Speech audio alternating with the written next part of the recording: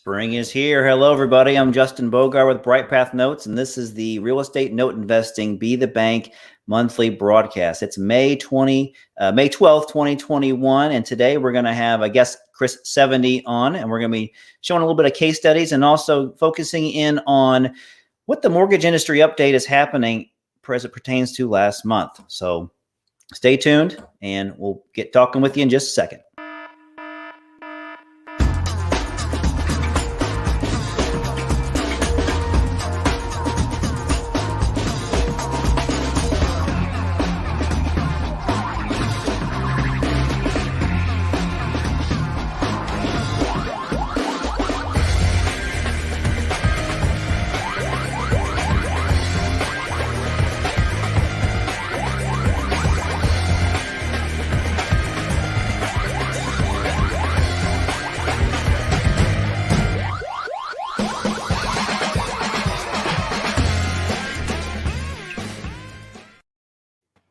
Richard Thornton, good evening. Good afternoon to you, Mr. California. Mr. Bogart, how are you doing, sir? I'm doing pretty good. It's finally getting up to temperatures that I like. I believe it's about 67 here locally in the Indianapolis area. How about where you're at? Big stuff. It's nice here. I'm wearing a short sleeve shirt. How about that? That's big different. Stuff. That's different. That's right. That's right. Well, Richard, we'll get right into it. We got a lot of content to cover today. We're going to bring on our guest here in just a few minutes, but let's just go over some housekeeping items here. So big disclaimer, guys, we're not attorneys, we're not tax consultants, and we're not financial advisors. We're note investors, and we share our experiences and give you our takes on the good, the bad, and the ugly kind of the note business. So our broadcast would not be possible without some sponsorship. So my company, Bright Path Notes, they sponsor this broadcast as well. And we kind of tout ourselves as having the note deals. So you can reach me at justin@brightpathnotes.com or looking for note deals. We have a website, brightpathnotes.com/note-deals. That's where you can see some of the latest deals we have for sale. We have a few pending and a few sold right now as we speak. We have a group locally here. It's called CIREA, Central Indiana Real Estate Investors Association. And that group is a part of this bigger broadcast group as well. And they're a real estate club, just like any other club. They have a lot of people that help out with learning about landlording, wholesaling, fix and flipping, BRR methods, note investing, and things like that. So that's our local club here. And if you are looking for Indianapolis properties or investing in Indianapolis properties, or just need boots on the ground for Indianapolis properties, it's a great way to get involved with this organization. Vicki Perry is our executive director. You can see her information right up there on the board. Don't forget to log into your PHP credits. If you go to the website, http://bit.ly/CIREA notes, you can log in and get your PHP credits for today. Dickie Baldwin is one of our other sponsors. His company is Baldwin Advisory Group, and they cover kind of due diligence for us. So they do BPOs, they do property inspections, they can do skip tracing, they can do property preservations, and they can do title searches as well. So we use Dickie for a lot of that stuff, and his phone number is up there. Dickie Baldwin is his name. D Baldwin at baldwinadvisorygroup.com is how you can get a hold of him. So we encourage you guys to use him. And one of our newer sponsors is New View Trust Company. They're a self-directed IRA company. Their phone number is up there. If you email newaccounts@newviewira.com, you can get an account set up with them for any type of retirement account you're looking for.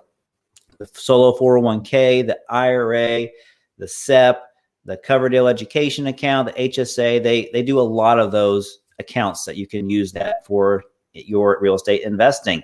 If you mention that you heard them on this broadcast, they're going to waive the setup fee for you. How about that? So this slide is dedicated for the members of CIREA. So we have that PHP credits we talked about. This is where you can just use your smartphone. You can kind of hover your camera over that QR code. It's going to bring up a web page and it'll make it a little bit easier for you to sign in for those PHP credits. So I'll leave that up there for a second. Follow CIREA, please, if you don't mind. Their Facebook page is at Indiana CIREA. Their Instagram page is, CIREA-Central Indiana Real Estate Investors. And their Instagram page is Cyria_real estate real estate underscore invest. That's hard to say. I need to get on them to get a different Instagram account name. That's way too long. So anyways, that's Cyria. So they have a YouTube channel as well. So go ahead and follow them. Guess what? We have a podcast, me and my friend Super E. It's called The Two Wealth Show. We're on all the podcast directories. We actually record the video of this podcast as well on our YouTube channel, Bright Path Notes YouTube channel. So come check that out. We're on our third season. And our guest today, Chris Seveney, we happened to record him last week, Richard. So his episode is going to air, I believe, May 19th. Get to check that out. Good deal. Yeah, without further ado, let's go ahead and get our guest on. But before we do, let's transition to a quick little video.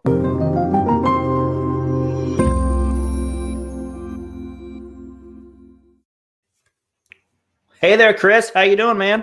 Good, Justin. Richard, how are you doing today? Great. We're doing very well. It's actually kind of warm in my office right now. I might have to turn on the AC a minute. I never thought I would say that this week, the way it's been like freezing when I've been waking up. Yeah, and I'm in the Washington, D.C. area, and I heard you guys talking about the weather, and Richard out in California, he doesn't have to worry about that. It's been chilly here in the mornings, but it's been peaking up in around 70 degrees plus during the day here, so it's been nice. Allergies are in full effect as well for many people in this area as well, with the trees and the pollen and so forth. But no, all is good. Yeah. Chris, I lived in DC for 14 years. Where in DC are you?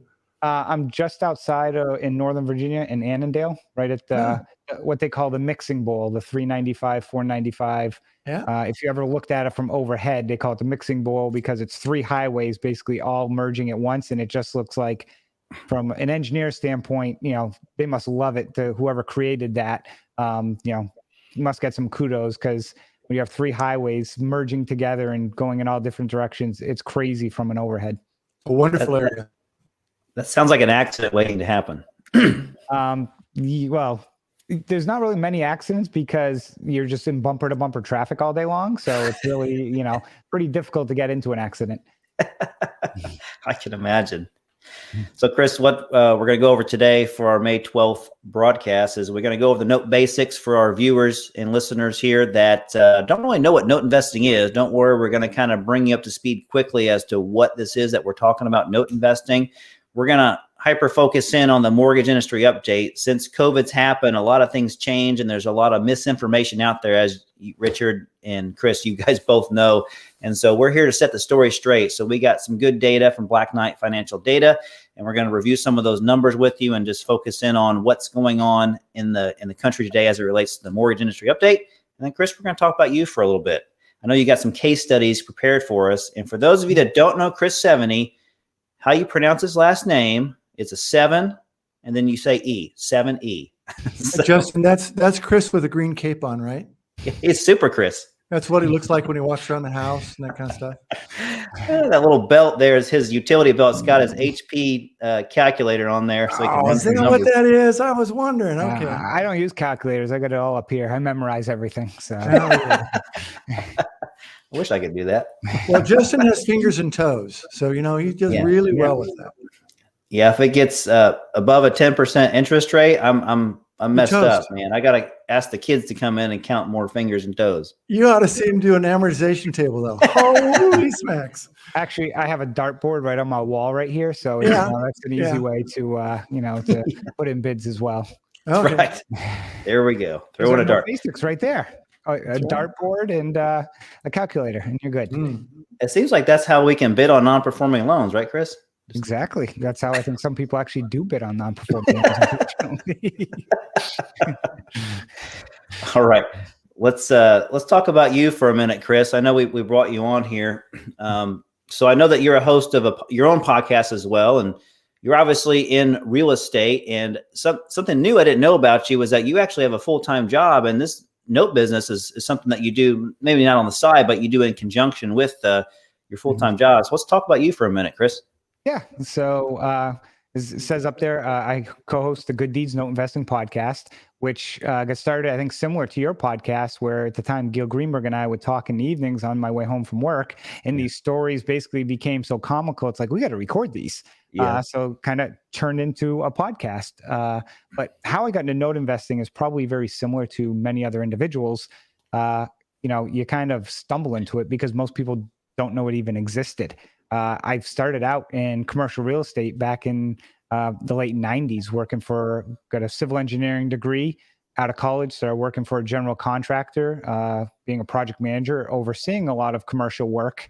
I did that for 15 years. And after that, I went and started working for a developer. And when I started working for a developer, became a lot more entrepreneurial because, everyone typically on the development side and they have their own properties. They try and get their own deals done.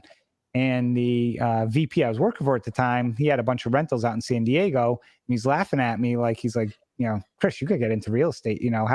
Working here ain't going to get you, where you want to go.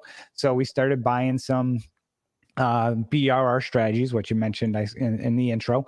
Bought some properties, rehabbed them, and then rented them out, got all our money back. Actually, one of them we just sold last week. But we were able to get to the 2 of those. And after that, with, my wife, 2 kids, school, the kid, just everything going on in such a competitive market. It's always been where we are. It was impossible to scale. So I stumbled upon note investing in 2016 on Bigger Pockets, and, just started learning and kind of, never really took, I'll say, the long-winded paid education. I did a lot of, seminars and some other stuff where I spent a few bucks here and there, but it took about 6 months worth of learning.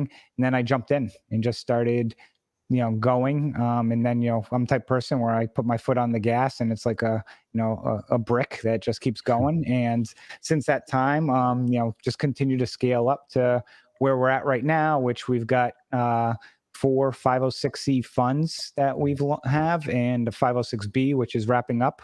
Right now we've got about just under about 300 notes in our portfolio. Nice. Cool. Chris, for the audience, quickly, what is the difference between a 506b and a 506c fund? Yep. So a 506c is accredited investors only, and you can advertise them. So I can post them on Facebook or anywhere you want. You can advertise for a 506c. Okay. A 506b, you can't advertise. It has to be people kind of already in your inner circle. And you can have up to like 30 non-accredited but sophisticated investors. So let's say you're doing some JV deals with people, and that's kind of how it spawned. Is I had all these JV deals, and it got one deal good, and another deal not as great. So basically, to manage them became overwhelming. So I basically said, hey, we're just going to we're going to go buy a pool of notes, and after we close these deals, and do you want to be in? So it's kind of just a group thing, essentially. And that's how it turned into my first 506b, which, quick story is, I had my attorney draft all the documents like 6 months in advance just to have them ready. Kind of like, on the developer side, they call it shovel-ready drawings. You have the drawings ready. So if an event happens, you can go break ground. Like, Amazon's going to move next door. It's like, hey, I've got plans in place to be the first one in. Yeah. So that's kind of what we did. And all of a sudden, a seller came to me and says, hey, we got these 90 assets. And if you buy the whole tape, you can get an unbelievable price on them. So in a span of about a week, we went and raised close to $1 million through those people, bought the notes, closed the deal. And, that's what started with the funds. That's awesome. I bet you had a few lessons you learned getting those 90 assets, right? Oh, yes. The biggest pool I had taken before that was probably about 30. So, that basically doubled at the time the size of my portfolio. So, yeah, that's awesome. We're going to get into the note basics so people can kind of get a backstory as what the heck we're talking about if they're not familiar with it. So we all know that we have this hypothetical house here, and we have a buyer and a seller, which makes the transaction happen. And one of them has the deed, right? The seller has the deed on the property. They convey ownership over to the buyer at the sale, usually at a title closing. And then the bank comes in and says, hey, you need some money. I'm going to lend you some money, Mr. or Mrs. Buyer, so that you can fund the deal and pay off the seller. So that means the note in mortgage is created, where the bank creates that and they hold it, and the buyer is on the deed, and the property is secured by that mortgage instrument. So The bank owns the note, all right, and the buyer owns the property. So just want to make that clear distinction. The bank doesn't own the house. They own the mortgage on the house. Excuse me. So how Richard, Chris, and I are in this business, and what we do is we are essentially trading dollars for that paper that the bank holds. So you realize the homeowner owns the house, they're on the deed, the bank owns the mortgage note, and we just knock on the door essentially and say, hey, Mr. and Mrs. Bank, we'd like to buy that mortgage from you, and we can offer you such and such amount for it. And so simply the transaction happens. Now, this investor can be an LLC, it could be Chris, it could be Richard, it could be a retirement account, it could be a trust, it could be just a group of people. However you want to form an entity or being able to purchase this, if you have a lump sum of money, you can buy that paper. That's essentially how it happens. So now that paper has been traded, and now we just became a note investor. How about that, Chris? That's simple. Yeah. But guess what? The monthly payments, instead of going to Chase Bank, they're going to Chris, Richard, or myself. And that's kind of how it works. That's a great explanation. Try to keep it simple. I showed my 9-year-old daughter that, and she repeated it back to me after I was done. I was like, wow, I must have done something right. She got it. Because most people in this business think that you own the property, and you got to just get into their head. It's like, you don't own the property. You're just becoming Chase Bank. Instead of Chase Bank, it's Justin's Bank, is all it is. Right. 2021. Things are a little different this year than they were last year around this time. So let's go into the mortgage industry update. I know we got a lot of things to talk about when Chris shows us some case studies. So if you guys haven't noticed already, we get a lot of our information and a lot of our facts from Black Knight Financial Data. They're just a mortgage, not a mortgage company. They're a company that focuses on the details and data derived from the mortgage industry. So they look at a lot of paper from Fannie and Freddie, and they look at all the servicers' information. They get these stats and this data, and they compile this information for us so we can look at it and be like, what's going on? What's different? So if you notice in the past, we always talk about what the delinquency rate is. Well, the delinquency rate for this month has dropped quite a bit. I'm sorry, at the end of March, it dropped quite a bit. It dropped another 16%, which is actually a good number. When you see the red, this is in this situation, it's actually a good number. We'll dive into that on the next slide. The prepayment activity went up quite a bit, 17.3%. It's the highest level in over 17 years. So you can imagine with all the refis going on, a lot of loans are getting paid off, right? The foreclosure starts have starting to tick up a little bit. I'm not too impressed with that 28% number because in the grand scheme of things, it's only a few thousand foreclosures have started since the last month, but it has gone up. So you're seeing a trend, right? So this is my favorite chart because it shows where it was during the financial crisis and then where it is today. So you see back when COVID started really having an effect on us, I would say probably the May to June timeframe is probably when it was at its worst at 7.75%. Not sure if my mouse shows up on here, but I'm pointing at the top here. And now it's dropped down to 5.02%, which is really close to what normal is. Oops, I'm sorry, I had an extra button here. So don't pay attention to the 2019 versus 2020 up there. I believe that is a typo that was made there. But what is in darker blue versus what is in green is March of 2020 versus March of 2021. Can anybody see a big glaring issue there? 90 plus day delinquencies is a little up. Just a little. Yeah. And typically, what you're noticing, if you look at historical numbers, the 30 days is usually the highest. And as you go over time, usually 60 is a little lower, 90 is lower, and then foreclosures is lower than that, which, a year ago, foreclosures slightly higher than 60. But here, the curve is extremely out of whack. And part of that reason being, and also with the active foreclosures is, from what I've seen, is just all the moratoriums is why it was kind of holding that number down. So what do you think that high delinquency number is telling us, Chris? I think we're going to start seeing some foreclosures or bankruptcies in the near future once, people may say the proverbial floodgates open up, which I know we're going to talk about in a little bit. But I think once the economy or the states fully open, I think it's, unfortunately, part of it might end up being like the Wild West with some of these courts and, people filing for different types of cases.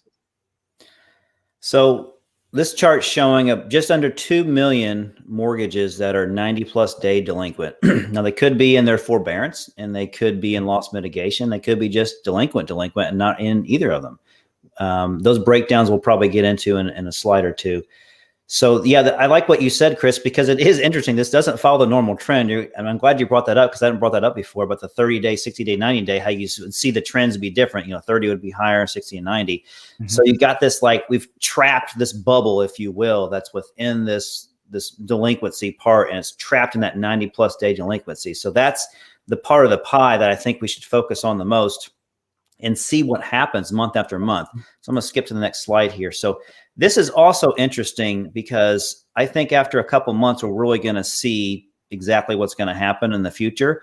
So if you turn your head to the left or the right, depending on what you're looking at on the screen, you'll notice that the bar graph at the bottom shows it shows February, then March. If you're going from left to right, February, March, April is when this data started showing it. So just under 300,000 forbearance plans have been, what's the word they used? Reviewed. They're reviewing them. So some of them pop out, right? Some of them, the servicers realize, hey, you can afford to make these payments now. Let's go ahead and move you back into this status, so on and so forth. Some of them can't, and they just continue on with their forbearance. So you can see in May, there's going to be a lot more that are going to be reviewed. And then June's really going to see a lot of them.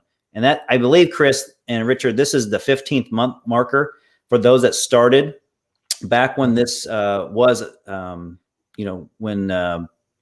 we allowed this to happen. What that was, April timeframe. Yeah, it was March or April of last year. Yeah. And then you'll notice, I believe, and correct me if I'm wrong, guys, but is the moratorium extended to September now, 2021? I know. I'm trying to think if it was June, 30th, and then I think it may have got extended to September. Yeah, I think so.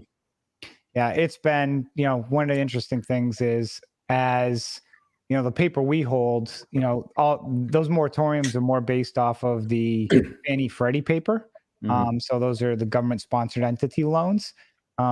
So that date has been, but a lot of states follow those guidelines as well. So a lot of states that I've been investing in, keep changing their dates. And right now they're, anywhere from June 1st to September 1st as well. So this summer, probably it's going to vary depending on state. Some states are open. You're going to start seeing these courts start allowing for people to start filing complaints and foreclosure suits. So some of the data that I was researching, I don't have it in front of us here, so you just have to trust me, is 2009, 2010, 2009, 2012, the foreclosures that averaged was about just under 300,000, 250 to 300,000.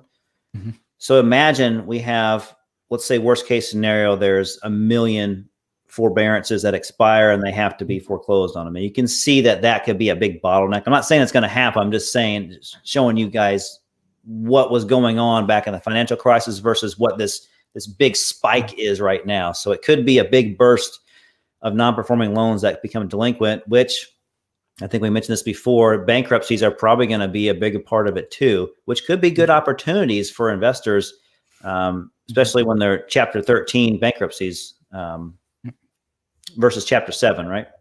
So, yeah. Justin, is it necessarily a bad thing? And maybe we're going to discuss this later, but is it a bad thing if your borrower goes into bankruptcy? I don't think so. By mistake, I didn't realize this because I didn't do my homework tight enough on a loan that I bought a couple months ago, but it actually is in Chapter 13 bankruptcy. And I had bought it because the pay history seemed pretty solid, but there was a reason why the pay history was solid, because someone else was making the payments. So, Richard, I'll say it depends. Like, I had a borrower actually file bankruptcy today because, they were not communicating, and we had a foreclosure date filed. So they filed, bankruptcy for protection.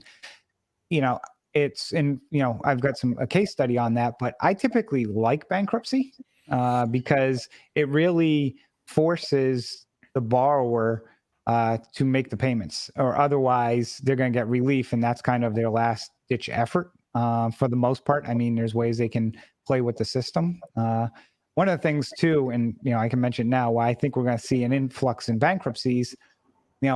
People try and relate today to a decade ago, which it's really the exact opposite. And I say that because a decade ago, the people were losing their jobs, housing pricing was crashing. Now there's a lot of jobs available and house prices is soaring. But one of the key things to look into or understand too is most people still live paycheck to paycheck. And unfortunately, you look at the price of everything right now. I mean, gas literally because of this pipeline, short term, but they say gas price is still going to rise. I bought gas for $2.85 a gallon yesterday. It was $3.29 today, just because of this one issue. You look at lumber prices, you look at steel prices, you look at material prices, you look at food, everything that, and if, gas goes up, your oil for a lot of areas of the country have oil heating. When those prices go up by 10, 20% on people, and they're already, not really saving any money, they're just going to get caught behind. And, eventually, most of them, try and pay their mortgage or their car first, but, it could catch up to them. And not only is there the people who haven't been able to pay their mortgages for the past year, but have equity that might go for the bankruptcy, you've got this whole nother case study, I'll say, of people that, just because of price increases on many different products might end up not being able to afford things and also look for that path as well. So I'll give both of you guys a shot at this. What would you say, what do you think the average income in America is today, annual income? Household income? Household income. How much does a household of four on average make? I have no idea. Maybe less than 50,000. I was going to say 60. I like to look up trivia stuff, so I just happened to look this up last week, and it's just a shade over $31,000. $31,000. $31,000. Which, to your point, Chris, if things uptick a little bit here, people can start to feel it pretty quickly.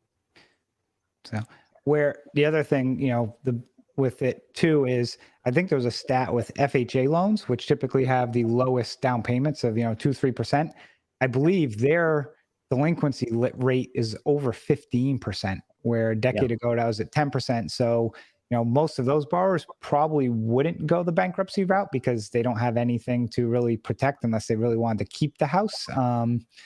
But but they might have to because there's no other place for them to move because housing, the stock right now is still limited because of lack of production over the last decade. So again, another aspect of a decade ago, people may have walked from a house with little money invested, but now if you can't find a place to rent or it's more expensive to rent, you're better off trying to work something out in bankruptcy to keep your property as well.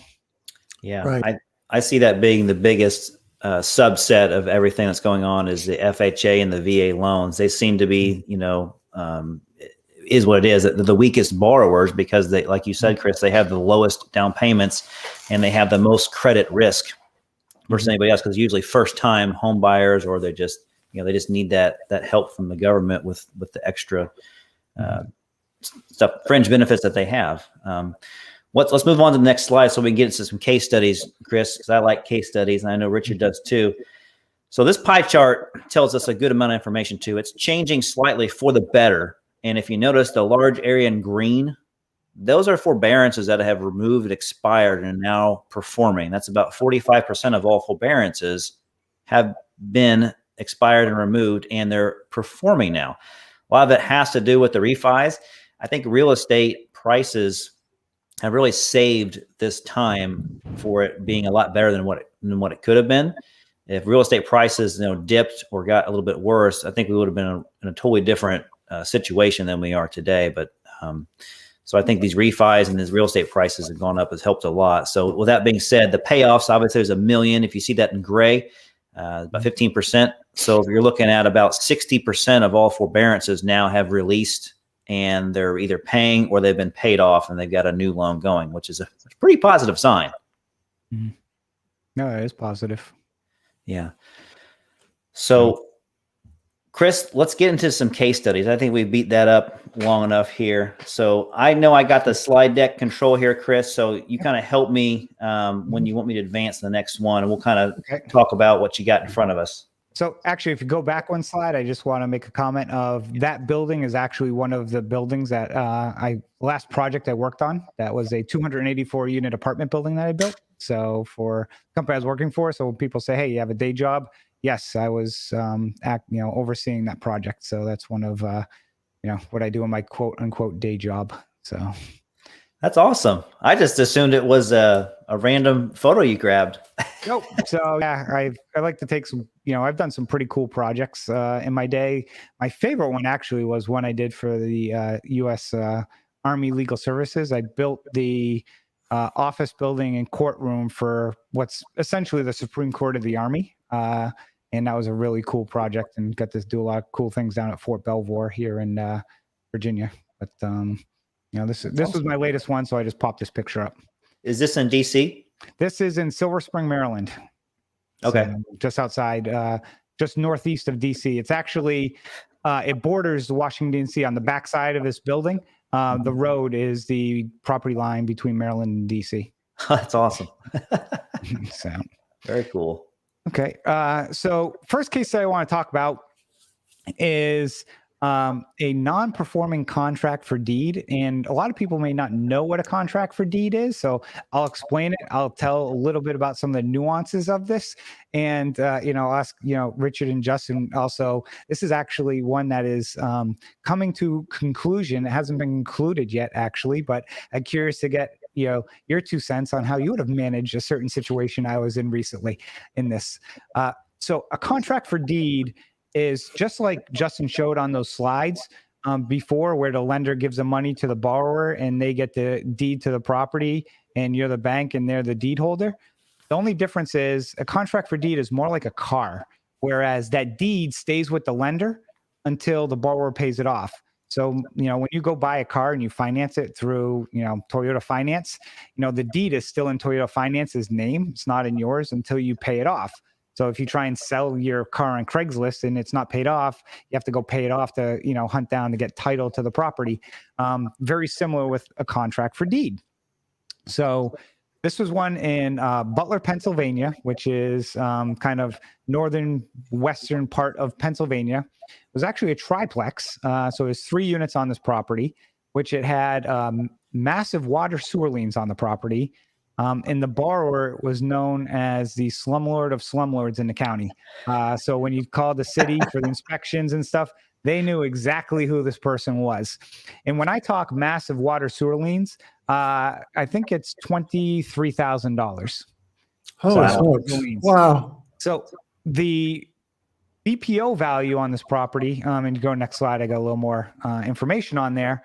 Fair market value was $65,000, which is being a little conservative, based on it. But what we've heard was the tenants inside were on subsidized housing, and typically on subsidized housing, the property has to be in somewhat decent condition because it gets inspected. But if you went on Zillow, I think Zillow shows it at over 100,000. But as many of you who've gotten BPOs before, what's on the inside versus the outside is, very different from that perspective. Very low UPB, 16,000, principal and interest, $400 a month, 9% interest. They were getting $500 a month from each unit. And there was also taxes as well, and a few other liens that it ended up totaling about $38,000 in liens on this property.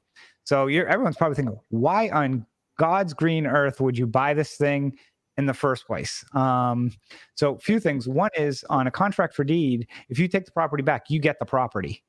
So it's more an eviction or ejectment is some phrases.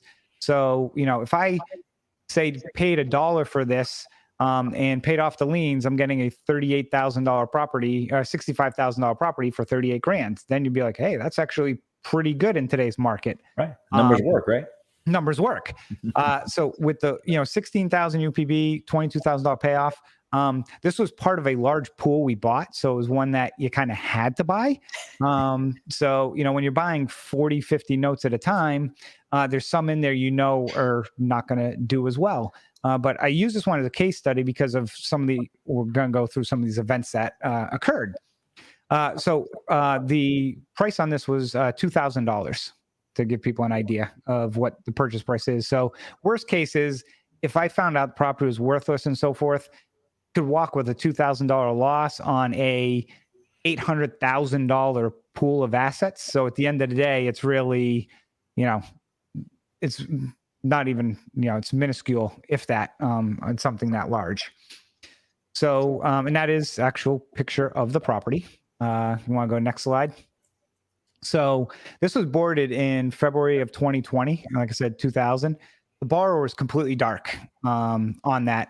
And we've gone through, the legal process, which has gotten very expensive, which I'll talk about because we're up to $13,000 now in legal fees. Mm-hmm. And I put the borrower story. We can't make this up because you really can't. The borrower came out of nowhere. Well, let me step back. So during this process, the city or jurisdiction, because we're on deed, starting sending us violation notices that the sidewalk needed to be fixed, the trees need to be trimmed. We wouldn't pay the sewer bill, but the trash bills and stuff, basically, we had to pay and stuff, which, that adds up over a course of a year's time for a few $1,000s. We did pay the taxes to keep that going from sale. So we spent about $4,000 on taxes. And then the legal fees, with the attorney filing the complaint. And one of the challenges was finding this guy. And basically, then we couldn't find him. So we had to put it in the newspaper. And for most people who don't know, to publish something in a newspaper under legal notices is extremely expensive.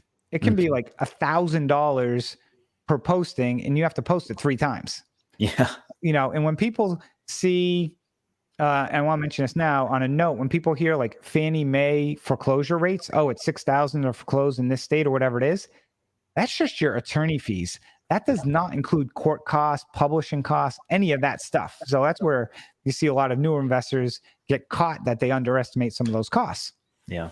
And I'll be honest with you, during this whole process, I was going back and forth, like, it's like being in a bad relationship. Do you just pull the plug on this thing and eat your losses? Or do you keep going, plugging away? And I'm like, I have a property manager in there. He's like, it's actually not that bad of a place and stuff and so forth. And it looked like you're going to get it back. So I'm like, okay. And, I talked to the sewer department. I could get on a payment plan with them, and so forth. So I wouldn't have to, if I took the property back, pay all that money. So we finally get in touch with this guy. And the way we get in touch with him is the sheriff posted notice on the doors to the property in March, basically letting the people know that they're getting ejected was the correct phrase, middle April. It was a Tuesday in April. So they called the attorney. And like, oh my God, we're just hearing about this, which, I had sent a door knocker out about 6 times, and it was during COVID. So they wouldn't knock on the door, but they would plastic the door with notices. And, this is there, they go gone. They weren't reading them. And it was like, there was a notice that says, please call me ASAP. We are the deed holder. We need to speak to the resident in the property, with my attorney's phone number. Of course, those completely went, by the wayside. Right. So they call my attorney. One of the women's calling my attorney in tears. I'm on assisted housing. I can't move. I've been here 3 years. I've been paying my rent, the whole story. My attorney's like, you need to have your landlord contact me. So he finally picks up the phone, calls her, leaves a message. She tries him. Of course, he has no voicemail set up, none of that stuff. So she can't get him. So the day of the ejectment was a week she was going to be on vacation, my attorney. So the Thursday before, all 3 of the people in the property call her, pleading for us to postpone it, cancel it. Then that Friday, they call again, and we find out the Friday before at 3:00, the courts close at 4:00, or the sheriff's office closes at 4:00. So if we're going to push it, we have an hour's time. We find out that he said he's going to come up with the money and wants to work a deal or something like that, which we kind of don't believe him. One borrower is a single mother with an autistic child. The other person living in one of the units is a single mother with 3 children whose husband passed from COVID. Oh. And then the third individual is a service disabled military vet who lost both legs in battle. So I'm hearing this at like 3:15 on a Friday, hearing this with my attorney, and we both, the same thing popped in our head at the same time, which is, these people have been paying their rents, and they're going to get evicted paying their rents during COVID when all 3 are on housing. And me, I have, especially people in military, have kind of a very big heart for them as well. So, and my attorney and I are thinking the same thing. Some reporter is going to catch wind of this and basically be like front headlines of newspaper, news article and stuff. And she's like, and I'm going to be in the Turks and Caicos, being called by a reporter like, well, just picture that, where the attorney's off on a lovely vacation on an island and, the big bad lender does this. So we decided to postpone it. For many different reasons, that of course being one of them. But that's why I'm like, you can't make this stuff up. Literally, like, I basically had the proverbial, being forced, like, hey, you got to make a decision now, because if you don't, the sheriff's office is closed for the weekend. She's going to be on a plane, and she's afraid if her paralegal screws it up or whatnot. So we do postpone it to actually a date to be in the very near future. And we did reach a deal with at the time with the contract for the borrower, that I basically, the payoff is somewhere around the tune of like $35,000 right now. Mm-hmm. I basically said, hey, look, if I can get like $18,000 cash, I'll hand you the deed. You take all the problems. I just want out of this thing, just to go away. But we need that, completed pretty quickly. And the guy last week promised the money, this week promised the money. And my attorney basically had told them, hey, look, if we don't have anything signed in writing by Monday, we're not going through these whole hoops again. And actually, the 2 of the people called my attorney and said, hey, by the way, we moved out because we don't, we can't live in a place that we don't know what's going on and stuff. So he probably now is like, hey, the place is empty now. So at the end of the day, I will find out by the end of this month what is going on with this place. But, this one's a struggle in the amount of time, and that's one of the things that a lot of people that they underestimate is on some of these non-performing loans, some of them, like if the borrower is deceased, you don't spend any time on it because there's no back and forth on anything. You're just waiting for the process.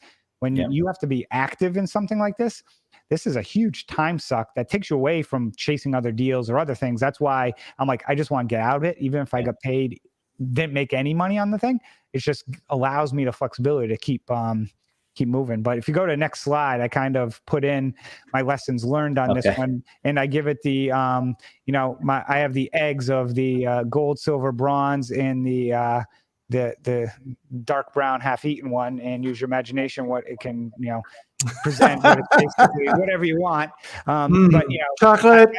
Yeah. So exactly. So from an education and thrill and chill, this one's a 9. Like these, the education lesson on these and the thrill of the note and, the hair pulling, it's up there. Profit wise, yeah, we're not looking good on this one. But, one of the things I just like to mention to people is, like in this land contract, there was some language about certain legal fees weren't recoverable, which was odd. And I did not pick that up. So, land contracts are a different animal from a traditional, government sponsored note and mortgage, which are pretty much all the same, state specific. Land contracts have crazy language in them. Mm-hmm. So you want to read that language and make sure you understand it. And this one, honestly, I didn't, because I was only paying $2,000 for it, right. And out of the other 40 assets.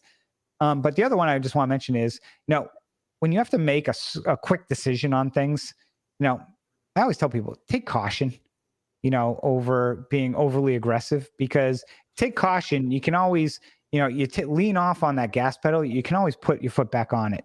But, if you just keep your foot down, you try and hit those brakes, you're going to go out of control. And that's when things can get pretty, pretty hairy on you.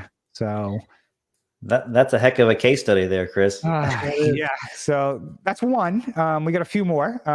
So let me add just two small factors here. One is that if you, and this is to all the people who think, hey, look, I'd like to buy non-performing notes because it's a good deal and everything like that. There's not much of anything that's worse than being busy, having good deals in front of you, and you keep getting pulled back into something like this because it just won't go away. And Chris is feeling that pain quite a bit right now. I've had a couple of these. And the other thing is, if you add something like bankruptcy to this, you have to be careful because some people are, I'm sure, thinking, oh, well, bankruptcy is fine.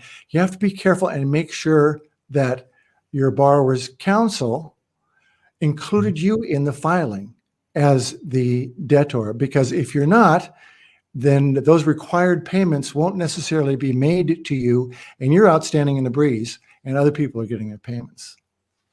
That is, I have a bankruptcy case study we'll talk about, but that is important because recently I had one where I left it up to the servicer to file. It was already in bankruptcy when I bought it, the transfer of claim. So there's two documents. One's a proof of claim. If they file bankruptcy, you have to submit, what they owe you, which is the proof of claim. If it's already in bankruptcy and I was buying it from Justin, I would file what's a transfer of claim. And what I found was, wasn't getting any payments on this. And, me not thinking, I didn't log in the Pacer to see that the transfer went, because servicer's like, oh yeah, we submitted the transfer for you. But they submitted it, but it was wrong, had wrong information on it. So they weren't getting any payments. So a trustee was just sitting there with, not sending in payments because they didn't know where to go. I'm getting ready to file what's called the motion for relief, which is basically like, hey, $1,000 expense to try and pull it out of bankruptcy, which I would have been made to look like an idiot if I did, because the trustee's like, who are you? You're not even, because the transfer of claim was done wrong. So it's, that's a very good point, Richard. What's your next one? That are listening and watching our broadcast right now, don't forget to add comments if you want for Chris, Richard, and myself to answer them. We're going to hold most of the comments and answer them at the end of the broadcast to get through all the case studies. And so we're going to try to whiz through the last couple of case studies here. But please, by all means, type in the comment section of whatever medium that you're on right now, Facebook or YouTube, and just put some comments in there so we can answer some questions about this at the end of it. So you ready for the next one, Chris? Yeah, let's go to the next one. All right. This is my BK one. And as you mentioned, Richard and Justin, all of these are time suck. That's putting it lightly. Case studies. Yes. So this one was, again, part of that. I think it was part of it. Nah, this one may have been before that other pool, but right around, I think, same time. Non-performing, again, contract for deed in Indiana, Northwest Indiana is where this one was located, or is located. Owner-occupied property. Borrower was 2 years behind. And when I looked at the servicing notes, a lot of broken promises from this guy. He was basically couldn't pay because he had to fix the roof, couldn't pay because he was fixing this, doing this. Whatever he could do, he was, making an excuse on this one. And that's another, again, pictures of the property. Not the greatest looking property, but, at the end of the day, it had some value. So you want to go next one, Justin? Yeah, the property looks pretty nice. So UPB, 26,000, principal and interest, 275, 9%, had $35,000 market value, rent 700, had a $3,000 tax lien on it. Payoff, roughly around 30,000 with the next pay date was at time 7/1/18. So this one, and you can jump to the next one as well. It was boarded 3/31/19. We bought for 10 grand. The borrower was actually very communicative, in communication with everything. But that's what kind of created a lot of this agita with this borrower, if I pronounce that properly. I'm not an English major, I'm an engineer. So at first we reach out to borrower, we do a forbearance plan, and he made 0 payments on the forbearance plan. Okay. He may not have even signed it actually. So then we were working on cash for keys, and he's like, oh yeah, I'll hand this right back to you. Okay. So we send him the cash for keys deal, and he doesn't send it back. What we get is a letter in the mail that he filed Bank Chapter 7. So Chapter 7 is, I want to wipe all my assets. Mm-hmm. But on Chapter 7, because if it's a house, you have a secured asset, you can do what's called a reaffirmation agreement, which is an agreement to say reaffirm the debt, because technically in Chapter 7, you're not responsible for the debt anymore. But if you want to stay in the house, you don't get a free house. Right. That mortgage is still tied there. You have to reaffirm that debt to basically if you want to keep the property. So he reaffirms the debt. We, get a reaffirmation agreement. My attorney's working with his attorney. And by the way, all of this has gone through all of 2019. So this isn't like, happening like day over day. This is throughout 2019. Okay. So gets a reaffirmation agreement and doesn't make any more payments. So we file for the forfeiture in Indiana, which is basically like a foreclosure process. It takes about 3 to 4 months. We filed it in January, so we were expecting, okay, March, April, I'll get this property back. So what does he do in March of 2020? He does what they call a Chapter 20, which is he files a Chapter 13 now, which puts everything to a halt again. Our forfeiture gets thrown out. So I basically had this thing for a year, and I'm spending money on creating a forbearance agreement, a cash for keys agreement, a reaffirmation agreement, filling out documentation on the BKs, this money's, the money ain't going, the money's only coming out the door. Right. Paid the taxes on this thing. So he files Chapter 13. Now, as part of Chapter 13, which is what we can talk about a little bit, is because I think he filed for 7, started garnishing his wages, which they can do. So one of the great things about bankruptcy is you have to basically open up your pocketbook or everything about you. You have to list all your bills, your income. You have to verify it. You have to provide tax returns. It's like an open book, so you can see everything, because the courts will look and basically make sure if there's unsecured debt like credit cards, if you can pay that, they're going to make sure some of those creditors get that. Yeah. So he's going through all of this. The only challenge is him or his attorney continue not to fill out the forms properly. So during this whole process, he's having his wages garnished, and he has to make the payments. Otherwise, the trustee can, basically toss out the bankruptcy. But until the plan's approved, the trustee can't do anything with that money. They just hold it. It sits there. It sits there. An account. So again, this was in March of 2020 that they started doing this. Let's fast forward to April of 2021. Okay, so a full another year.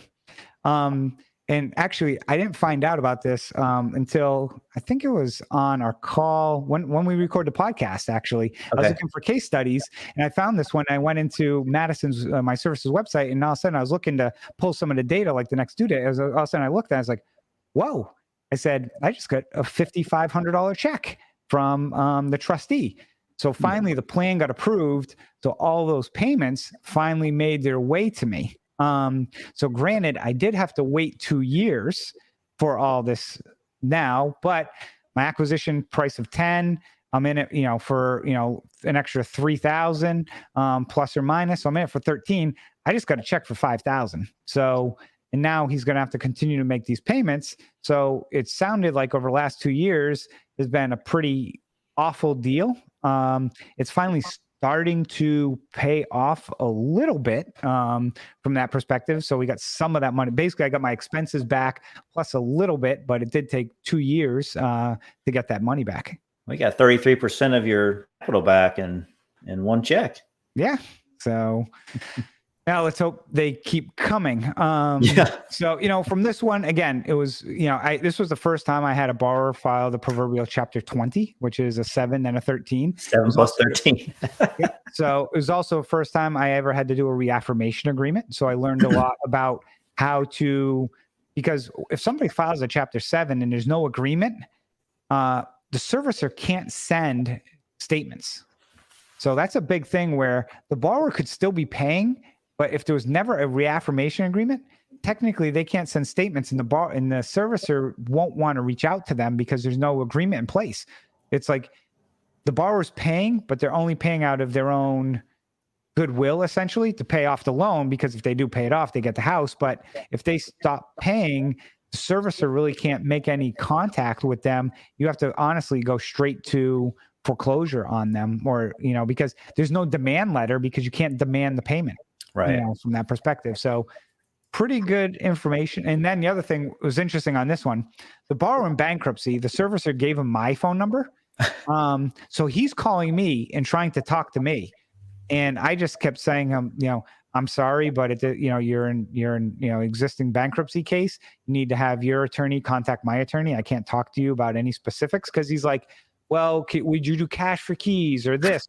He was trying to shake out a deal to get the house out of bankruptcy, but work some like a side deal out, essentially.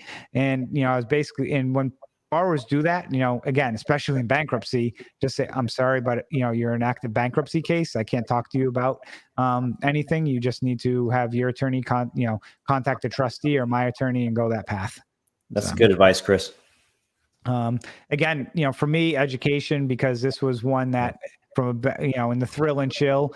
I don't know. I gave good 9 on thrill and chill. It really wasn't that much thrilling. It was pretty boring. Just opening up my wallet and mailing checks every month for all these different things that I had to go through. But I call it. I hit the the bankruptcy, I'll say a royal flush, because I've had a 7, a 13, a reaffirmation. I did not have the motion for relief yet, but this one's still inactive. So we'll see how this keeps going. But, the person is working. And again, one of the keys to look for people, if you're buying notes in bankruptcy, you can go to pacer.gov, get an account.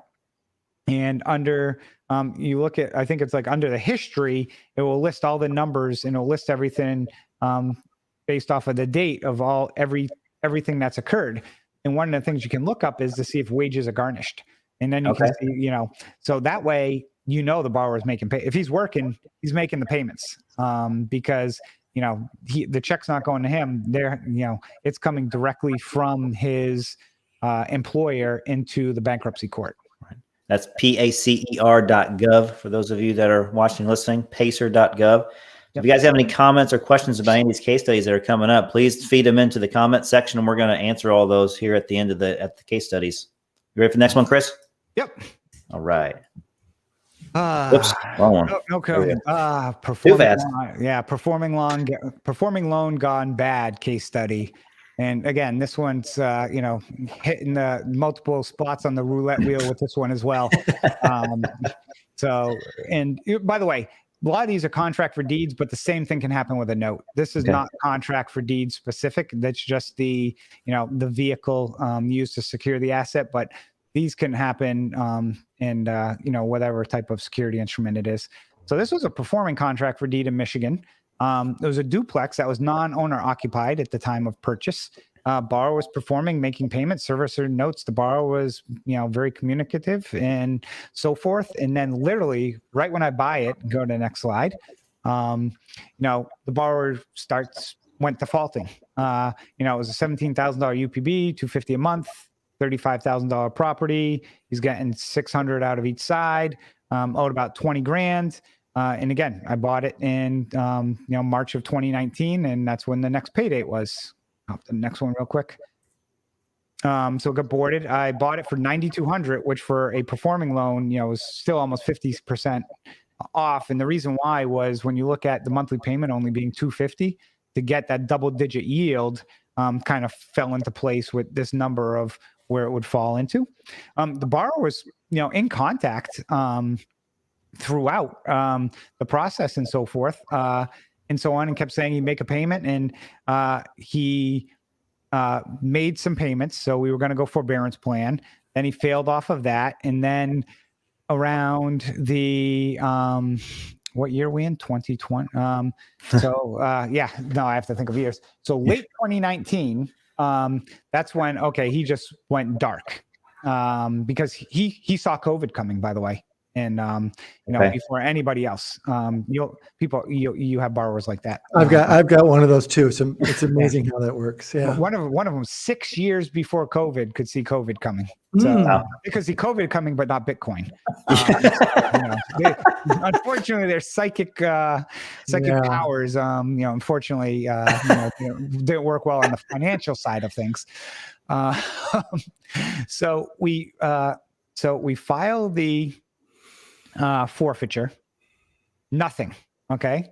So in March of 2020, we get the judgment. So great, my property. But in Michigan, they have, I think it's 60 or 90 days of right of redemption on a contract for deed. So they could, 60 days, they could reinstate the loan. No reinstatements, nothing happens. But of course, now we're in the summer of last year, which, unfortunately, COVID hit and so forth. So no evictions. So we then in I'll say October timeframe-ish, the fall, have a court hearing date about the eviction. And he shows up and his attorney says, yes, I'd like to make a motion to have the forfeiture overturned. And my attorney says, on what grounds? And he's like, we believe the loan's paid off and you don't have the pay history. And my attorney's like, well, did you submit anything in writing? No, we're making a verbal request. So what's the judge say? Motion accepted, for forfeitures overturned. What? Yeah. Now the loan's been deboarded from the servicer, because why would I need to have it boarded? I mean, I have already, got the forfeiture, had the signed judgment, everything. So basically everything that we did gets thrown out. Okay. So what basis did the judge use for that? We're still scratching our heads to this day. So it gets better. At the next hearing that they have, we provided judge, we don't believe, here's the pay history. Everything's clean. We have it from the beginning of time. Can he dispute this? We provided to him in advance. He's never responded. He's giving some sob story. So, and then basically my attorney says, well, judge, it's a non-owner occupied home, blah, blah, blah, blah. And then the judge looks at him and says, is that a true statement? Is this an owner occupied home? And his attorney says, don't answer that question to him. Is it non-owner occupied home? And the judge asked him if it was non-owner occupied, and then his attorney says, don't answer that question. Yes. So then the judge says, okay, what is your mailing address? Because, I guess he had to answer this or something. So he starts saying P.O. box, boom, boom, boom, boom. Or what is the address? Yeah. Oh, no. What's your address? So he starts giving a P.O. box. My attorney says, you don't live at a P.O. box. So he finally wouldn't answer the question, but we had, I had done some research and said, here's the house he lives in. It's a primary residence. Here's the tax bills. Here's where the tax bills are mailed and everything. So he clearly doesn't live there. Yeah. But judge doesn't care. Judge just doesn't care. And basically, it's continuing on. So he comes back and earlier this year offered $5,000 to settle. Not reinstate, to settle. So I'm in this thing at the time. I'm in it for what I paid, close to 20, 18, close to 20,000. Yeah. He owes, high 20s on this thing. So I come back and say, no. I said, you forgot a 2 in front of your 5. I'll settle for 25. So then he did come back to 20. And then I countered at 22. And he basically said, split the difference at 21. And at this point in time, I'm like, I could drag this thing on for another 6 months, spend another $3,000 in legal fees and keep it going. Or again, I'll make a few bucks on this thing and just run. So we agree. Okay. So this was in early April. We agree. We have a agreement written that basically states if he doesn't pay me by, I'll pick a date, April 21st, that he basically rescinds all rights to the property, that he confession of judgment, meaning if, basically you can't fight this anymore, plus will have to pay me $500 in legal fees, all this other stuff. Okay. So, April 24th, whatever. I'm just saying April 21st, but it was a Friday. His attorney calls my attorney. Yeah, we're not going to be able to wire the money today because the bank won't wire an amount over $5,000. And I'm like, exactly. I'm like, what bank doesn't wire over $5,000 or whatever the case may be? Now we have a hearing that following Monday. So he doesn't wire the money. I basically tell my attorney, I'm livid right now. I'm like, you go to that hearing, and I'm basically like, you can take that agreement and shove it up the judge's and tell him this is what we agreed to, and he's not abiding by it. So basically I want him to enforce it. So their attorney calls late Friday, asks for a motion to move the date because he's not available on Monday to buy himself more time, of course, which of course the judge grants, go figure, pushes out like another 3 weeks, and so forth. And I'm at the point, I'm like, deal's off. He's going to pay me full payoff and stuff like that and so forth. And I, trying to play a little hardball on this one to get the guy to jump. And then finally that following Wednesday, his attorney calls and says, all the money will be wired today. So, so he wired me, he did wire that Friday. He wired like $5,000. I think he only had that much money and he was trying to provide proof of funds. He didn't. I finally got that on Wednesday. Funny thing is, so he wires it on Wednesday. His attorney calls on Thursday and says, okay, do you have the deed ready? I'm like, this guy's dragged me around for 2 years and he thinks that I'm going to have the deed already to send back to him. No, I don't. So did he wire you the full 21,000? Like that what you got in total, or did you get the full judgment that he owes you? No, I only got to 21. So we agreed on 21.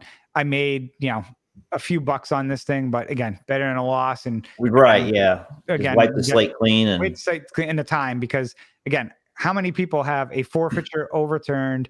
I'm in a legal battle with a judge who clearly does not like me, or like us on this one, which is funny because I have a case in the same county that we've gone through the same thing. And they're like, forfeiture, boom, approved. Thank you very much. Eviction, great. It was like night and day in the same court, different judge, unfortunately. So, but keynote, learn who that judge is, because they're not all the same. Right. And if you get them, you might want to look a little bit about striking a deal with somebody. This one though, again, common sense over emotions. I got emotional on this one where I just wanted to stuff it down this guy's throat, but it's hard not to. Yeah. But at the end of the day, you just go look at it and like, okay, in the long run, what's the better play on this one? Yeah. And unfortunately, sometimes it's better just to, bite the bullet. And it's the hardest thing. And again, you're making a little bit of money on these, and I have a case study where you lose money that I'm going to share because, everyone can show these case studies of, great, I made all this money, and those deals are easy. These are the ones where you got to think of, what do I do? And, again, just bite the bullet sometimes, where it's the hardest thing to do, especially if you're going to lose money, but you're possibly saving money, not losing it, because you're going to continue to lose. And then you're lost opportunity as well, on some of these other deals that go by. So this one, low profit, again, good education. This one, thrill and chill, again, pretty high on that list. I'm not going to put one with a 1 thrill and chill as a case study. I have them, but Chris, they're not exciting. I think you made one mistake. You called these case studies. These are horror stories. These are war stories. Yeah. These are, the hair used to be, all kind of brownish blonde. Now, it's gray, and actually I didn't shave. I got gray coming in the beard now and stuff. In about 6 months time, I'm going to look more like Justin, and so forth. But, or like you, Richard, actually, it'll probably be more, a lot of gray hair. That's right. A lot of gray hairs going in. My grandfather was, very gray, very white gray. All right, guys, if you got comments, go ahead and chime in. We're going to answer those here just a little bit. Is this the last case study, Chris? I believe it is. Okay. And this one actually wasn't in Georgia. It was in Ohio, my favorite state. Only headaches in Ohio. And the reason I put that, I was going to show my first, I changed this one last second. I was going to do my first foreclosure, but then I'm like, let me do one I lost money on. So this one is a non-performing loan, and only headaches in Ohio is what Ohio stands for. But I'm sorry. Ignore the comments on there. I did not update these. And actually, Okay. it was a picture of the property. Just go to the next slide because I can talk a little bit more about this one. All right. So this was a non-performing asset in Ohio. Servicing notes kind of showed, the guy spotty and so forth. It was a $75,000 property. Okay. At a $26,000 UPB. So I'm thinking, okay, this is going to, I'll be able to get this guy repaying and so forth. He hadn't been paying, couldn't figure out why, and stuff. And when you saw the other pictures, footprints around the house, and so forth. There was a car in the driveway. So it's like, okay, what is going on with this thing? Go to the next one. Well, just looking at the picture, it doesn't look like the car has moved in a while or no one's walked up the steps to the house. Yeah, I didn't notice that. Thank you. Go to the next one. So this one we boarded in 12/1/17. We bought it for $18,000. Borrowing for contact. Yeah, I said unfortunate. I'll tell you why. I spent $15,000 on this one in expenses. Wow. And so here's the story. So that's an actual picture of the basement. There's a pool in there?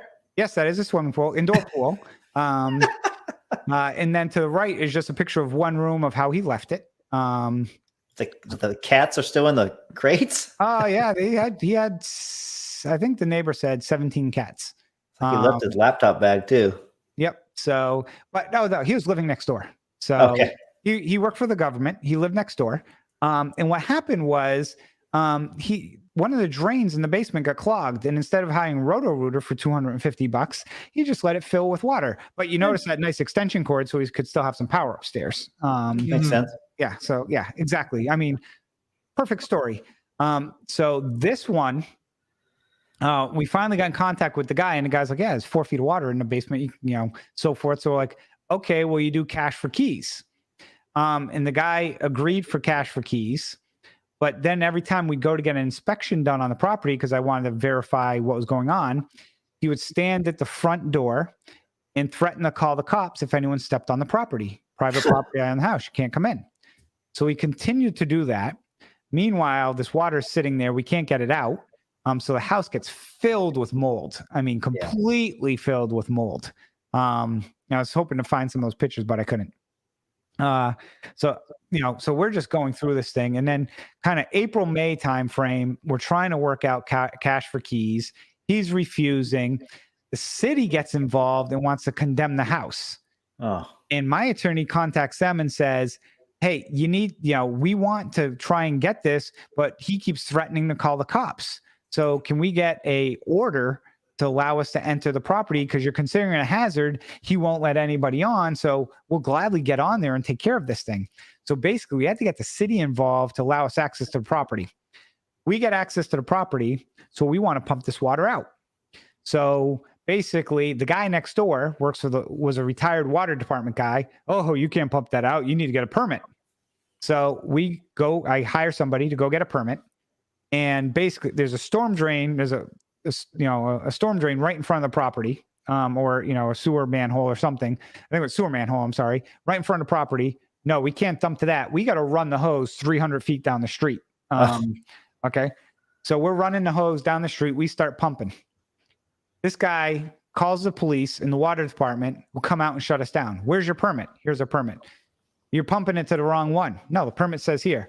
"I don't care what the permit says. That's not the one you should be pumping to." So who's saying this, Chris? The inspector. The inspector comes out, and basically, even though a permit tells us, anyone who's ever gotten a permit before, they give you plans or tell you what you need to do and where you need to go. We're following the permit. He's like, "I don't care what that says. I didn't issue the permit. You can't do that. You need to pump it to the one in front of the property." So I'm on this, the workers got me on the phone, and I'm talking with this guy, and I'm trying to be as pleasant as possible. I'm like, I said, why would I pay somebody to run a hose 300 feet when I could have had him run 130 feet?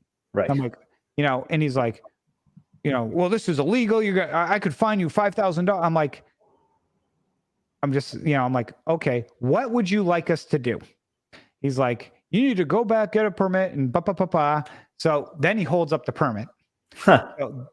From getting it. Okay. So then we're continuing getting calls because the house is a hazard. And I'm like, "Well, talk to your water department because they won't let us pump this water out of the house and we can't get the mold out till the water's out. So, so what we end up doing is, he ends up going through and taking the toilet off and running a snake through the toilet and putting like a heavy duty rotor-rooter down, because what had happened is something got clogged or something in somewhere. And that's what basically was backing up.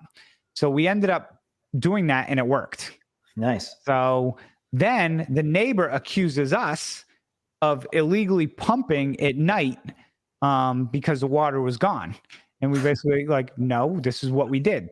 Chris, what's this neighbor's motivation at this point? He's just a former city employee who had this ego of, I ran the water department and how dare you, basically it was his complex of wanted to he wanted to make himself feel important. Is what I gathered from it. All right.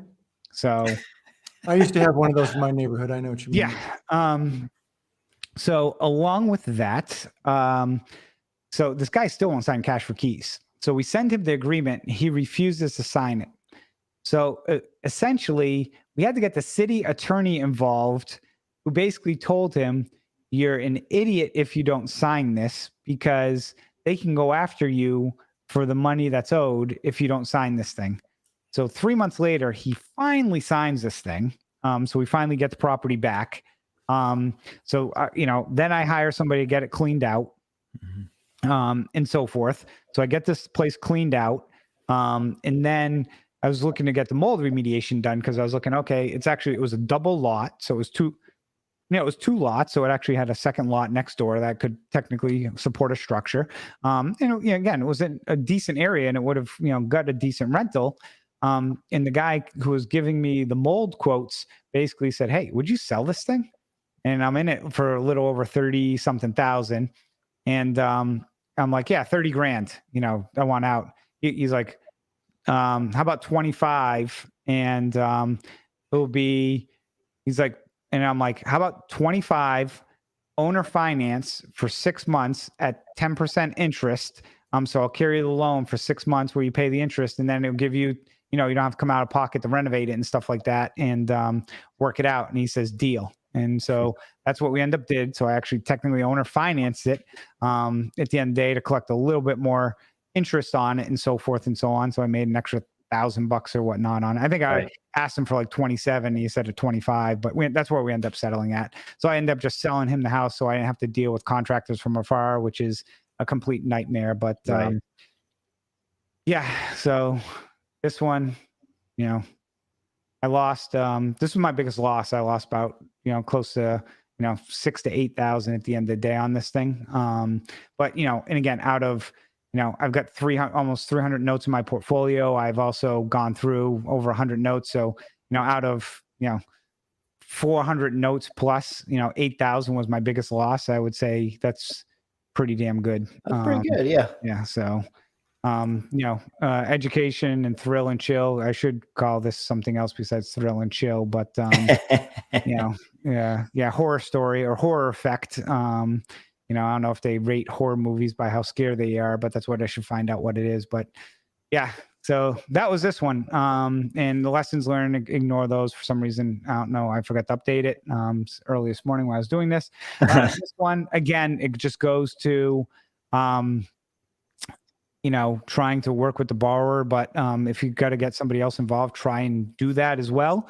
The other thing is, I should have probably just tried to roto-root this thing earlier, and so forth. I was, it's little things like that, I didn't think of. And, the way I came up to it was that another contractor go through, and he's like, why don't you try that? And I'm like, go ahead, all yours. And $300 was well worth it for him to get that done. Yeah, you're focused on other things. Obviously, you're not thinking like what's simple, easy fix here, Yep, exactly. So that's another fun one that I had. Those are amazing, that's for sure. Yeah, thanks for sharing all those, and thanks for being. Yeah, there's not another one, is there? I can't recall if I put 3 or 4. I don't think so. I think that was number 4. Yeah. Yep. So guys, you can get a hold of Chris here. You can follow him on social media. You can see his social media up there, and Chris at 7einvestments.com if you want to get a hold of him or want to have a chuckle about one of his deals that he shared. His website is www.7einvestments.com. Don't forget to subscribe to his Good Deeds Notes Investing podcast as well. Chris, thanks for sharing all the stories, and thanks for being so transparent and real about, the business isn't always sunshines and roses. Sometimes you have to deal with a couple of dogs. I believe it's a technical term in your portfolio that you had to buy. Yeah. And, if you're a note if you have a note business, there's people who can invest in notes where you have one or two and so forth. But if you're, looking to get into this business and build a portfolio, you're going to have these. And, some comments I'll make to people is talk to other people in the space on how to deal with these, because we've all been, people have been through them where it doesn't matter what level of education you're at. I talk with other investors all the time who are more experienced and less experienced, and we just share stories and so forth to get an idea of how to get out of some of these situations, because at the end of the day, that's what you're looking to do is you want to exit these as fast as possible. Yeah. So again, you can move on to the next one, because this one on that I was talking about in Ohio, that we just did, I literally at the time had probably like 35 other notes. It took more. This one note was taking more time than the other 34 combined, to give you an idea. And I had some other ones during that time that were, going through some crazy stuff. But this one was such a time suck, because I was trying to coordinate with, and it was before I really had preservation companies lined up and stuff like that to help. But when I did have them lined up, there's nothing I could do, because they go out there and the guy would say, hey, get out of here. So then it's like, okay, now I'd have to call the attorney, get the attorney, then, get on calls. It just was such a time suck on this. It was unbelievable. Chris, you definitely learned some lessons there, and some stuff I didn't really know that you could learn on this. So thanks for sharing that. I learned a little bit too. And speaking of learning lessons, I know that you're getting ready to launch some training coming up pretty soon, aren't you? Yeah, we're going to be launching a membership group. So it's going to be very interactive. It's called the Seveney Note Syndicate. Getting ready to launch that next month, where I'm opening up basically, I'll call it my entire briefcase of documents, whether it be my templates, my forms, my due diligence. People have access to my note investing calculator. We're going to have, webinars and sessions on different aspects with attorneys, servicers, and then basically case studies like this, where instead of being me just talking during the whole process, basically give people some collateral, have people look at it to bid on assets. Oh, nice. Go through some trials of, okay, here's what's happening. Now, you as an investor, how would you handle this? Would you file the foreclosure? Would you, take that one that we started with where I pushed out that forfeit, that eviction process. Would you have pushed out that eviction?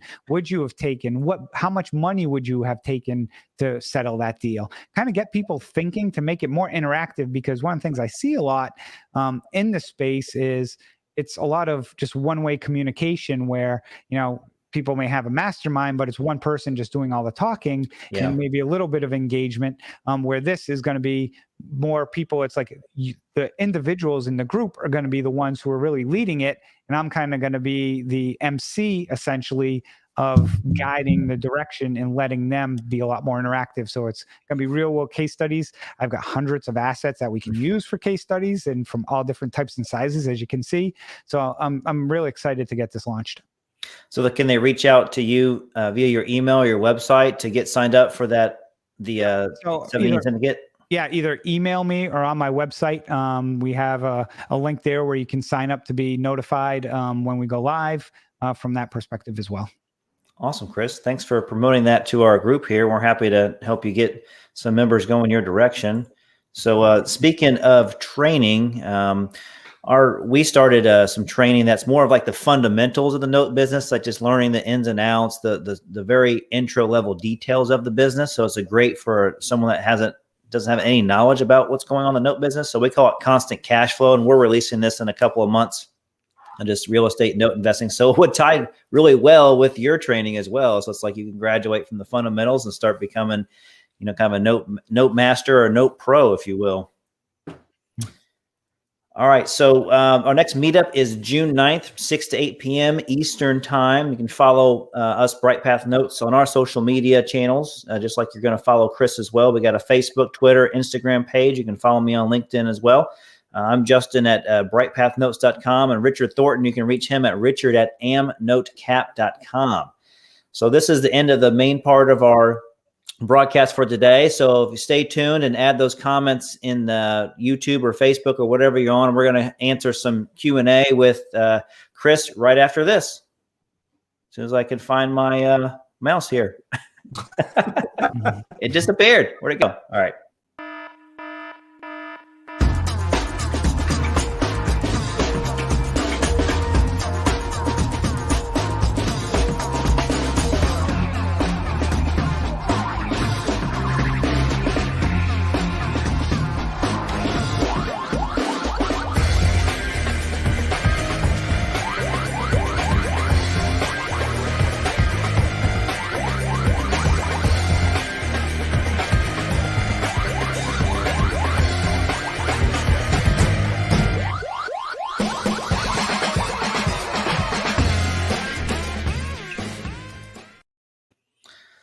Chris, wow, that was some great case studies you had there. Thanks again for sharing all that. And I was just noticing some people that liked and loved our broadcast for tonight. My mom happens to be one of them. So thanks, Mom, for liking our broadcast for tonight. Way to go. I'd like to meet your mom someday, Justin. She's a nice lady. Your mom a note investor? I have some great notes I can sell her. I try to get her to invest in notes, and I think either I don't explain it well or she's just like, I'm good with what I'm doing. Does she have more hair than you do? She has a lot more hair. Oh, good. She has a lot more. She's actually a hairstylist. Oh, good. Yeah. Good. You're not her top client, I take it. I'm not. No, she doesn't get a lot of business from me. So, Chris, to sort of get us started here while we're waiting for some more comments to come in, one of the things I thought I might ask you about is dealing with your servicer and in your foreclosure process. In other words, you sounds like you did a lot of these through the servicer. Would you rather do it yourself? What are the pros and cons of each? So I started doing a lot through the servicer, and then I did flip where now, for example, all my foreclosures I handle directly with the attorney. And really the main reason why is, most of the states I invest in, I have 5+ assets in those states. Mm-hmm. So when you have multiple assets and you have the connections with those attorneys, it's just much easier just to be direct with them versus, trying to have the servicer be in the middle. In times, I'm like, okay, there's certain benefits for having the servicer coordinate the foreclosure because, the invoices go through them. So it gets put in the system for what's recoverable, what's not recoverable. Payoff and reinstatements go back and forth between them. You really don't have to get involved with them. And then the decision making can come through you. And from that perspective, but what I found is with certain attorneys, they just continue to run it through the servicer. Servicer waits 2 days to get back to you. So, right now, for the most part, all my attorneys are on speed dial for the most part. And what I've also done is certain attorneys, for example, two of them, one of them is out of Indiana, Bleecker, Brody, and Andrews, which also known as Andrews and Cox. They cover Indiana, a lot of Southeast states, along with another company, Brock and Scott. So, I'll use, for example, them in multiple states. And what I find good about that is I have one liaison. And then basically I just communicate with them. So it's not like I have 10 different attorneys in each state. It's, Jennifer is one of my contacts in one of those companies. Jennifer, what's going on? Doesn't matter what state it is. Then she'll find which attorney's working on it and then get back to me. So from a management perspective, it's much easier, but there's pluses and minuses with both, and I go back and forth on it. So I have, unfortunately answering with a non-answer. For people who are newer, I would say use the servicer. And if servicer is good, then I have no problem using that servicer, but it's very difficult in today's environment to find servicers who do everything you want them to do. Yeah, I was going to say, I've got one going right now through my servicer, and I will admit I'm somewhat impatient, but I feel like they are not watching what I consider to be important. I've got one going through Alabama right now. And I called the courts. They kept saying, well, the courts are closed in Alabama for, foreclosures and yada, yada, yada. And I called them and they said, no, we've been open the whole time. Yeah. And I just had a foreclosure yesterday in Alabama. Yeah. So exactly. yeah, in Alabama, I didn't realize this. Alabama is like screaming fast for a foreclosure.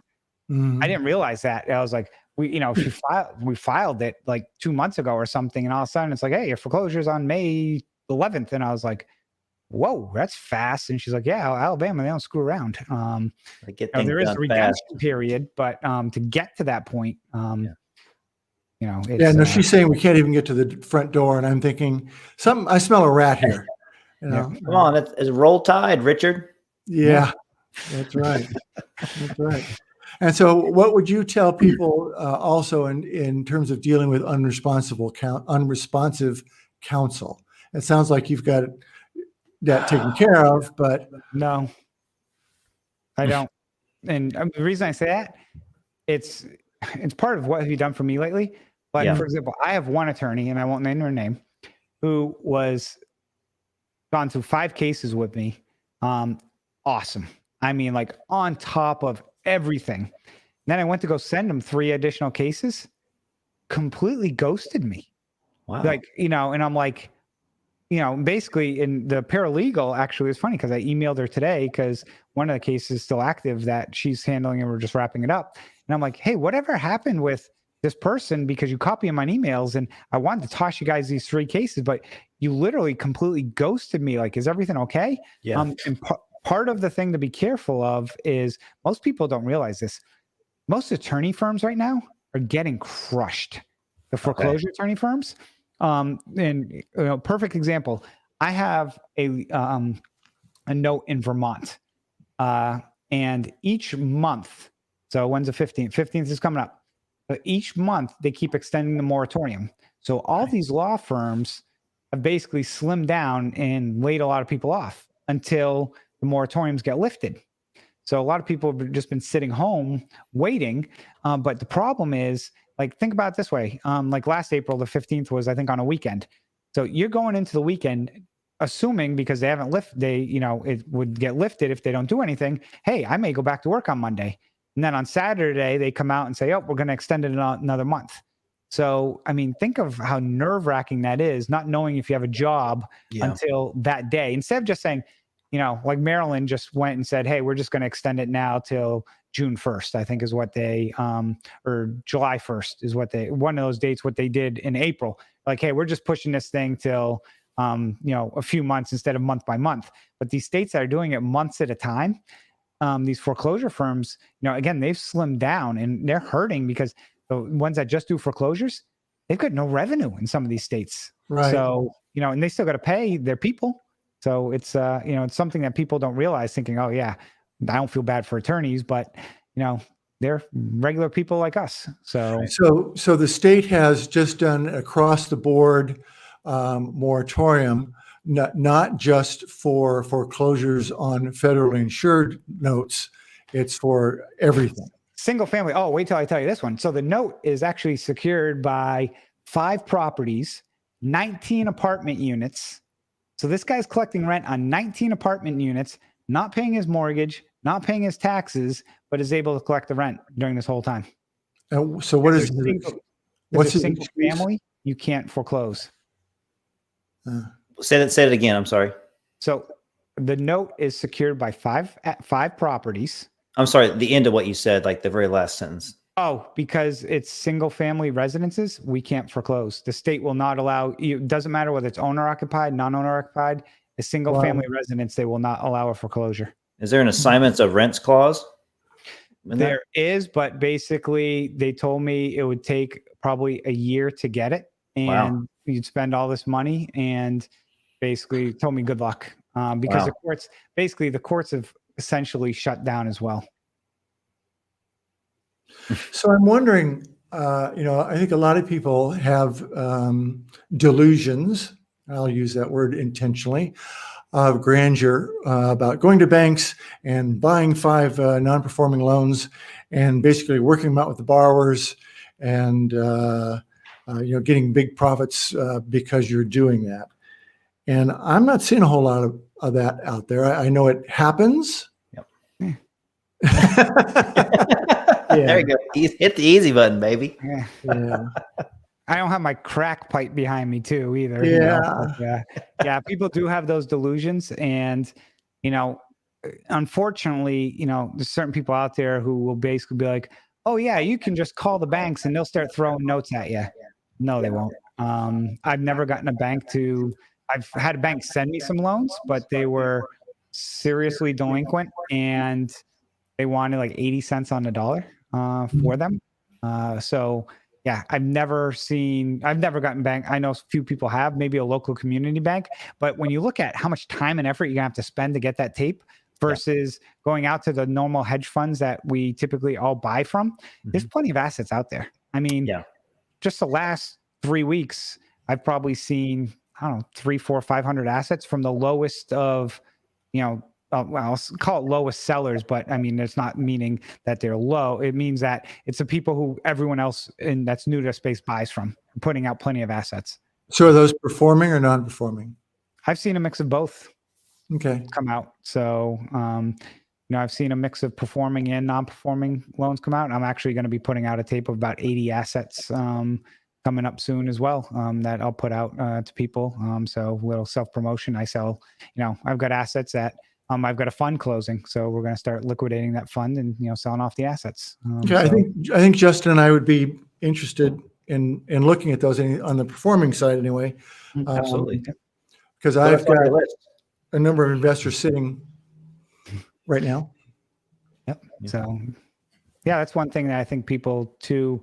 When you go to raise money, it's actually once you get the experience and know what you're doing, raising money is not that difficult, but you have to get to the point where you're experienced enough to raise the money. Yeah, you got to hit mass, right? Not just say, "Oh, I bought a note, now I'm going to go raise money." Right. So it's interesting that you would mention that, because that's a little bit of what we're doing. Where Justin was saying that our course of study that we're offering is more basic. Coming out of note school, we hear a lot of people ask questions just like that, which is, well, what do I do first? Do I get the money first and then buy the note, or buy the note? And they're just so basic to us, but they don't know. They're just starting. Yeah. So those are good things to know. Absolutely. If it's a good deal, you'll get the money. Yeah. But in the same token, you do you can't just be like, never been on social media or been to an event and all of a sudden just pop up with a new Facebook name and start posting people, "Hey, I've got this great deal," because people aren't going to know who you are. You have to, that's where attending events, coming on web, these meetups like this, and just asking questions, because, a lot of people on the other side, mention people who are listening or watching right now, when you start asking questions more and more, trust me, Justin and Richard, they're going to remember who you are. And then they're like, "Oh, that guy's asked questions." Then they might reach out to you and say, "Hey, start asking you some questions of maybe for your course that you're teaching, what would people like to see or something?" Or, for our podcast, we bring on people who have just bought a first note, because for us, it's been 5 years since we've done that. So it's like anything, like when you first try to learn to ride a bike, like what were the challenges that you remember some of them, but they're fresh in their mind. So we like to bring people on like that as well, just to share some of their stories. Yeah. That's great. I think it's a common attribute to a lot of note investors that are, has a few years of seasoning on their belt, is they give back, give back a lot of free help and free advice, and they just share experiences like you shared today, Chris. I mean, like I said, I did learn a few things about non-performing loans that you've went through that I've never heard of someone going through or never went through myself. And so it's just nice to see, like, okay, that was his challenges and this is how he overcome it. And he looked back and said, this is what I would do different. Or maybe I didn't really have a choice. I was just like, I had to get to this point, because you bought the group of, I think you said like 90 assets, and this one you had to fight through it. And it ended up being the most work with the least amount of money involved versus buying, the 35 other you said that went through without having really any back and forth. I mean, I've had notes I bought and 2 months later they paid it off, and I'm like, literally didn't do anything on that loan. And it was like, and when you buy it at 40 cents on the dollar and all of a sudden they come and pay it off, that's a great return. And it's like, wow, I wish they all could be like that. Unfortunately, they can't. But those happen, and unfortunately, a lot of times those are some of the case studies you may see people presenting on, a lot of these events and so forth to make it look easy. And do those happen? Of course they do. But that's not where people really get that experience. You get your experience from the stuff that I talked about tonight. Because just like right now, the last 5 years in real estate, let's be honest, pretty much anyone could have made money the last 5 years in real estate. You almost had to screw something up badly not to make money in real estate. But all of a sudden, the next 5 years probably going to be a different story, just like same thing from 2002 to 2006. Right. I saw a great post on Facebook the other day. I don't know if you know Russell Brazil. He's on Bigger Pockets. He's a realtor in my area, but he's big on Bigger Pockets and stuff. And he was on the Bigger Pockets Facebook group. Somebody posted a comment how he was at his barber shop and he felt like he was in Coming to America. I'm sure you've seen the movies with the barber shop and the talking. And he said these guys were talking about the real estate they're buying and the Bitcoin and all this stuff and so forth. And he's like, they had no clue what they were talking about. They were just like buying it and stuff. And Russell made his comment. He goes, "You just experienced your Big Short stripper moment." I don't know if you right. Sure yes. I was going to say, bring that up. Where he's in the strip club and the stripper is basically saying like she owns 8 houses or so forth. And he's like, this just blows his mind and this can't keep going. It's kind of like what's, I think, a lot of people right now, again, none of us can predict the future, but are thinking this can't really keep going. It's, it's been a little bit too easy. In the next 5 years is when you're going to really see people, how do you manage your business? Because cash is probably going to become a little tighter, possibly. Who knows? But that's, when you show your true colors, when you have to manage in, turmoil. Right. And I think for both your classes and ours and your podcast, people have to realize that there's no shame in bringing a deal that's just not working up to that, because, excuse me, if you lost money on it, we've all lost money on a deal at some point. So. Yeah. That's why, I like to share some of these stories too, because people like, oh my God, nobody ever lose money. No, everyone loses money. Trust me. Right. Eventually, as they say, if you haven't lost money in real estate, you haven't been around long enough. Or that you're just lying. Yeah, exactly.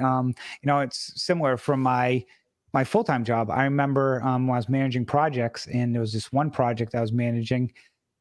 It was a high-end condo building in Boston, and it was like a $24 million project. And I think at the end of the day, we lost probably like $1.5 million on the job. And I just remember, at the time I was like 29 or 30 years old. I was still a young pup, and my executive vice president, who I'd have to report to every month, and we go through the budget, and, walking into somebody's office when it's just like bleeding, and when's the bleeding going to stop? And they ask a question and give an answer, and then something else happens that just continues to add, fuel to the fire. And I remember I'm like, it's not going to be worse than $1 million, and it ends up at like $1.5 million. And honestly, it was because I was inexperienced not to forecast certain things that I should have known would have been happening. But and that's kind of from my experience in education. I've, it wasn't my money, but I treat it like my own. But in the same token, when you go through that process, it's a good learning curve or learning experience of, what to do and not to do when you're in a situation where things are not going well at all. So I learned a lot of lessons from that one. So that's great. Great.